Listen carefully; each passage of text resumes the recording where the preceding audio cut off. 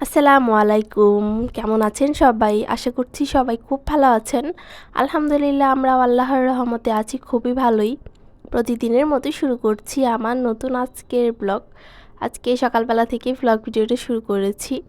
এই বছরের প্রথম লিচু এনেছে আদিতার বাবা। এটা হচ্ছে গুছিয়ে নিচ্ছি, আলহামদুলিল্লাহ খেয়েছি। মজা, লিচু তো আমার কাছে এমনি পছন্দ, কিন্তু দেশি লিচুটা হয় কি একটু টক হয়, তবুও ভালো লাগে। আর এখন তো দেশি লিচুই প্রথম নেমেছে, চায়না লিচুগুলো আরও কিছুদিন পরে নামবে, ওগুলো তো অনেক মিষ্টি হয় আর দেশিগুলো একটু টকটকি হয়। যাই হোক, আমার কাছে লিচু খুবই পছন্দের একটা ফল। আর সবচেয়ে বেশি পছন্দের ফল হচ্ছে আম। আম আমার কাছে খুবই পছন্দের একটা ফল। তারপরে হচ্ছে লিচু, লিচুর সিজনেও লিচু খাওয়া হয় অনেক, আমের সিজনেও খাওয়া হয়। এই তো সব মিলিয়ে দেখা যায় যে এখন তো সিজন শুরু হয়ে গিয়েছে ফলের, লিচুর পরে হচ্ছে আম, কাঁঠাল, এগুলো সব শুরু হয়ে যাবে, খাওয়াও যাবে। যাই হোক, এখন আমি লিচুগুলা গুছিয়ে রেখে দিয়ে নাস্তা বানাতে চলে যাব। আমার জন্য শুধু নাস্তা বানাবো, আদিতাকে নাস্তা করিয়ে দিয়েছি। আমার জন্য বানাবো হচ্ছে গোলা আলু পরোটা, যেটা সেইটা একদম শর্টকাট নাস্তা। এটা আমি হচ্ছে গুলেই হচ্ছে আমি বানাচ্ছি, যেরকম চাপড়ি বানাই সেরকম।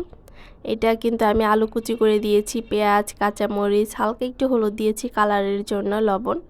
এই সবগুলো আটা একসাথে মিক্সড করে তারপর হচ্ছে বানিয়ে নিচ্ছি। হালকা একটু তেলে ভেজে নিলে অনেক ভালো লাগে এটা। যারা এখনও খান নাই ট্রাই করতে পারেন, আমার মতো যারা ফাঁকিবাজি নাস্তা করেন সকালবেলা। দেখা যায় যে যদি আমি পরোটা বানাতে চাই তাহলে সময়ের ব্যাপার হচ্ছে, পরোটা গুলতে হয়, সেটা আবার বেলতে হয়, ভাজতে হয়। তাই হচ্ছে একদম শর্টকাট করে নাস্তা বানিয়ে নিচ্ছি। আর সকালবেলা যে গরম লাগে, কিছু করতে মন চায় না, আগুনের কাছে যেতে মন চায় না একা একা নাস্তা বানানোর জন্য। আদিতার বাবা তো হচ্ছে অফিসে চলে যায়, সকালবেলা অফিসে গিয়ে নাস্তা করে।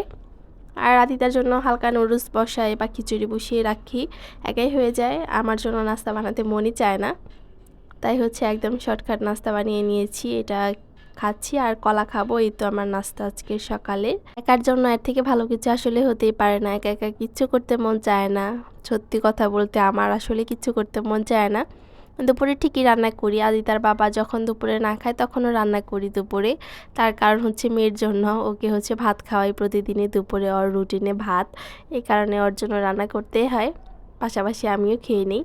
এদিকে আমার সাথে সাথে আদিতা পরোটা খেয়ে নিচ্ছে, তার তো ভাজা পোড়া এমনি পছন্দ, এই ধরনের চাপড়ি, তারপর হচ্ছে পরোটা, রুটি, এগুলো সে সুন্দর একটু একটু করে দিলে খায়। বেশি না খেলেও একটু তো খায়, মুখে তো নেয়, অন্য কিছু তো মুখেই নেয় না। আর ঝাল ঝাল জিনিস তো তার এমনি পছন্দ, ঝাল পিঠা, ঝাল চাপড়ি, এগুলো তার খুবই পছন্দ। এই তো এদিকে হচ্ছে আমার খাওয়া শেষ। আজকে দুপুরে রান্না করতে এখন চলে এসেছি, করলা ভাজি করব দেখে করলা কেটে নিচ্ছে আগে, করলা আলু দিয়ে ভাজি করব। এই তো করলাগুলো কেটে নিচ্ছি। যখন আমি রান্না শুরু করতে যাই, যদি দেখি টাইম হাতে আছে আমার, যে বেশি টাইম হয়নি, তাহলে আগে সব কিছু গুছিয়ে নিয়ে রান্না শুরু করার চেষ্টা করি, এটা ভালো লাগে বেশি। তাছাড়া দেখা যায় যে খুব তাড়াহুড়া বেঁচে যায়। তাই এদিকে হচ্ছে সুন্দর করে আগে গুছিয়ে কেটে নিচ্ছি। তারপরে হচ্ছে মাছ চচ্চড়ি করব, কাচকি মাছের চচ্চড়ি। আলু কেটে নেব, পেঁয়াজ কেটে নেব, মশলা একটু বেটে নেব। তারপর হচ্ছে রান্না আমি বসাতে চলে যাব, যাতে রান্না বসে আমি বাকি কাজগুলো করতে পারি। রান্না বসিয়ে যদি আমি কাটাকাটি করি তখন দেখা যায় যে অন্য কাজ আর হয় না। রান্না বসিয়ে আমি কাপড় ধুই, ছাদে যাই, আবার থেকে নাস্তা করাই, রুম পরিষ্কার করি, এরকম অনেক কাজই করি।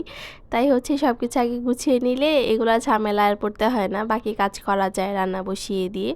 এদিকে আলুগুলো আমার কাটা শেষ, একটা আলু দিয়েছি, বেশি দিব না, মিষ্টি মিষ্টি লাগবে। আর আমাদের এদিকে তো এই লাল আলুগুলা পাওয়াই যায় না, লাল আলুগুলা খুবই ভালো, ছোট ছোট আলুগুলা। সব বড় আলু এগুলা মিষ্টি মিষ্টি লাগে, এই কারণে এগুলা খেতে বেশি ভালো লাগে না, খুবই কম খাই। দেখা যায় যে মাংস রান্না করলে তখন দিই, মাছে খুবই কম দিই একটা, বা অনেক সময় কোনো মাছ আছে যে রান্না করতে আলুই দিই না, সবজি দিয়েই রান্না করে ফেলি। আর এই তো করলা ভাজিটা আমি বসিয়ে দিয়েছি, এখন হচ্ছে করলা ভাজি হবে, পরে হচ্ছে আমি কাচকিটাও বসিয়ে দিব আরেক চুলায়, একটা চুলা তো ফাঁকাই আছে। পরে হচ্ছে ভাত বসিয়ে দিব। এখন কারেন্টের ঝামেলার কারণে রাইস কুকারে ভাত খুব কম বসাই, কারেন্ট চলে যায় পরে হচ্ছে আবার চুলায় দিতে হয়, তাই রাইস কুকারে বসাই না, চুলায় দিয়ে দিই, তাড়াতাড়ি হয়ে যায়। এতে একটু ঢেকে ঢেকে ভেজে নিচ্ছি যাতে একটু সিদ্ধ হয়ে যায়, পরে হচ্ছে আর ঢাকবো না, একবার দুইবার ঢাকা দিই আমি করলাটা ভাজার সময়, পরে আর ঢাকা দিই না। আর এদিকে আমি কাচকিটা বসিয়ে দিয়েছি, আমি আজকে হাতে মাখিয়ে বসাবো না, আজকে এইভাবে করব। এভাবে করে খেয়েছি কয়েকবার, খুবই ভালো লেগেছে আমার কাছে। কোনো কাঁচা একটা কোনো গন্ধ টন্ধ কিছু থাকে না পেঁয়াজের, অন্যরকম একটা ভালো লাগে এই কাচকিটা এইভাবে রান্না করলে। হোটেলে যেরকম রান্না করি সেই রকম লাগে আমার কাছে অনেকটা। তাই আজকে এইভাবেই রান্না করতেছি। প্রথমে পেঁয়াজটা হালকা একটু ভেজে নেব, বেশি ভাজবো না। পরে মশলা দিয়ে দিব, তারপর আলু দিয়ে দিব, একটা আলু দিব, বেশি দিব না। আর হচ্ছে কাচকি মাছ দিয়ে দিব। পরে একদম ঝোল শুকিয়ে ফেলবো, চচ্চড়ি করে ফেলবো। সেটা আমার কাছে খুবই ভালো লাগে। আর কাচকি মাছ রান্না করতে গেলে দেখা যায় যে কোনো ছোটো মাছই রান্না করতে গেলে একটু তেলটা পরিমাণে বেশি দিতে হয়, তাহলে খেতে আরও বেশি ভালো লাগে।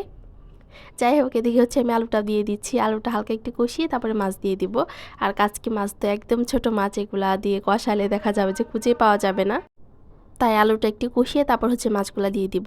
আর দেখা যায় যে ভয়েস দিতে গেলে আমি যতই দরজা জানালা বন্ধ করে ভয়েস দিই না কেন, বাইরের এই সবজিওয়ালা, এই মাছওয়ালা, এই হচ্ছে সিএনজি শব্দ, বাইকের শব্দ, গাড়ির শব্দ, এগুলা শব্দে একদম বিচ্ছিরি লাগে।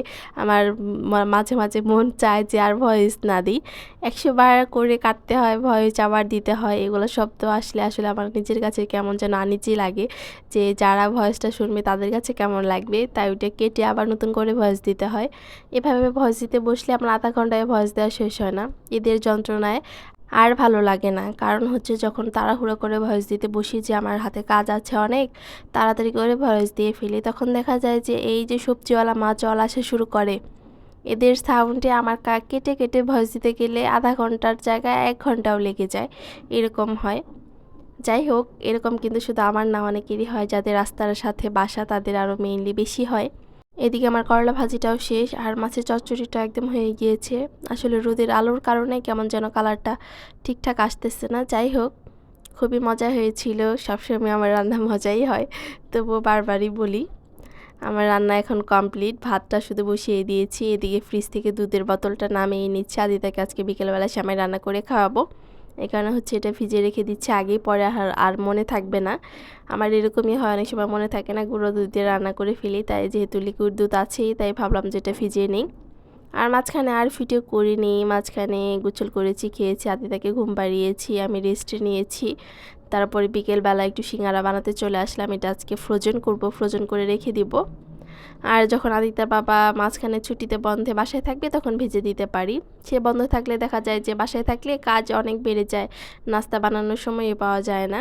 তাই হচ্ছে যখন ফ্রি থাকি নাস্তা কিছু বানিয়ে রেখে দিই। আর তো সে নাস্তা খেতেই চায় না, সে শুধু ভাতই খাবে, দুপুরে ভাত খাবে, রাতে ভাত খাবে, এই তো কোনো নাস্তাই করতে চায় না।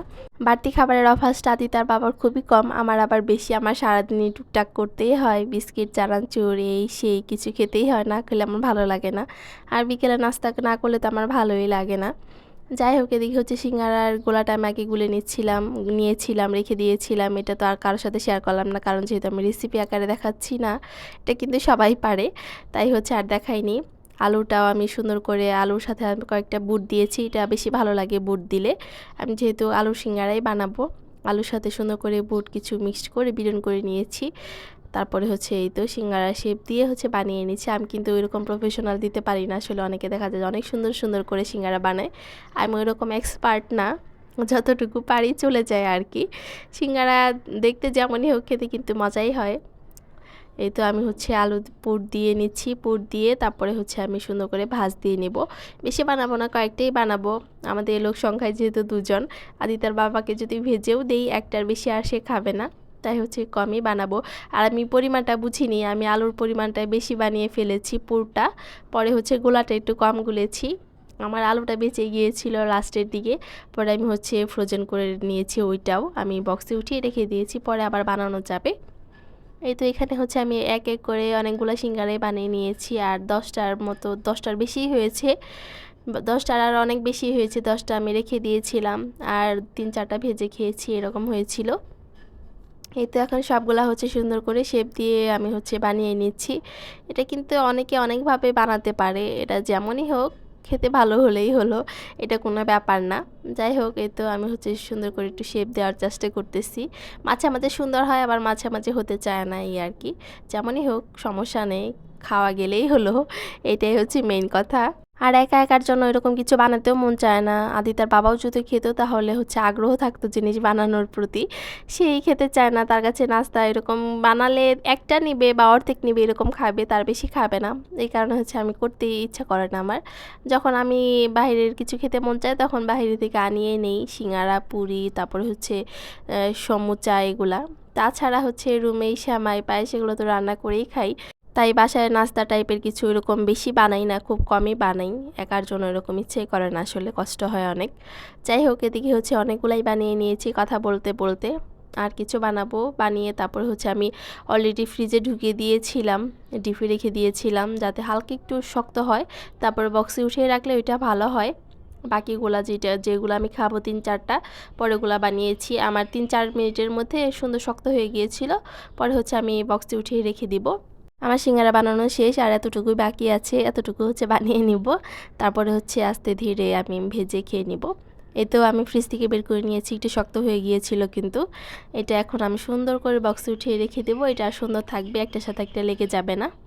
এমনি অবস্থায় রেখে দিলে কি হয়, একটার সাথে একটা লেগে যাওয়ার সম্ভাবনা থাকে। আর একটু শক্ত করে রাখলে ওইটা আরও বেশি সুন্দর থাকে, ওটা কিচ্ছু হয় না। যখন আপনি ভাজবেন তখন শুধু বের করে ভেজে নেবেন, তাহলেই হয়ে যাবে। একদম সুন্দর ফ্রোজেন হয়, এটা মাসের পর মাসও রাখলেও সমস্যা নেই। যাই হোক, আমি কিছু হচ্ছে বক্সে উঠিয়ে রেখে দিচ্ছি, আর কিছু হচ্ছে ভেজে নেব। এই তো আমার হচ্ছে সিঙ্গারা বানানো কমপ্লিট। এখন হচ্ছে ফ্রোজেন করব শুধু, পরে যখন নাস্তা খাবো তখন হচ্ছে ভেজে শুধু খেয়ে নিব।